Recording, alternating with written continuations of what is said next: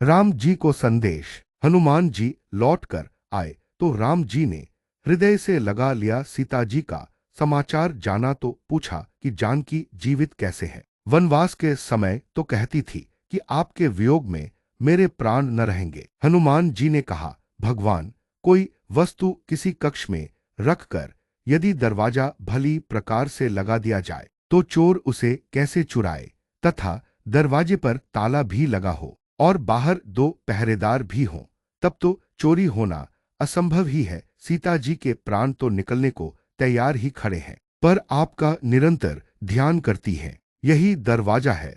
अपने बाने चरण पर दृष्टि टिकाकर आपके दाहिने चरण चिन्हों का चिंतन करती हैं। यही ताला है और दिन रात आपका नाम जपती हैं। रा और म ही पहरेदार हैं, अतः प्राण बाहर निकल नहीं पाते। नाम पाहरू दिवस निसी ध्यान तुम्हार कपाट, लोचन निज पद जंत्रित जाहि प्राण के ही बा। माँ ने कहा है कि आपके वियोग में भी मेरे प्राण नहीं निकलते, यह मेरा अवगुण है, पर इसमें मेरे नैनों का अपराध है। शरीर तो सूखी रुई हो गया है, विरह की आग धधक रही है।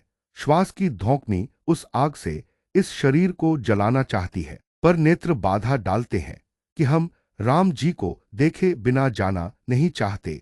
वे निरंतर आंसुओं की वर्षा करके तन रूपी रुई भिगोए रखते हैं, तब वह जले कैसे। बिरह अग्नि तन तूल समीरा, श्वास जरी छन माही शरीरा, नयन स्त्रभी जल निज हित लागी, जरे न पाव देह बिरहागी। प्रभु आप जल्दी चलिए, माँ अति विपत्ति में है। भगवान पूछते हैं कि जो दिन रात मेरा नाम जपता हो उसे स्वप्न में भी कभी विपत्ति हो सकती है। हनुमान जी कहते हैं, नहीं हो सकती प्रभु। पर माँ विपत्ति में कहाँ है? माँ तो अति विपत्ति में है। जीव आपको भूलकर विपत्ति में पड़ जाता है, पर यदि आप ही जीव को भूल जाए तब तो वह अति विपत्ति में पड़ ही जाता है। लोकेशानंद कहता है कि हनुमान जी के संदेश से सीता जी के आंसू तो थम गए थे, पर राम जी के बहने लगे। भगवान जल्दी कीजिए, आपको लगता है कि अभी कुछ ही समय बीता है, पर माँ के हृदय से पूछकर देखिए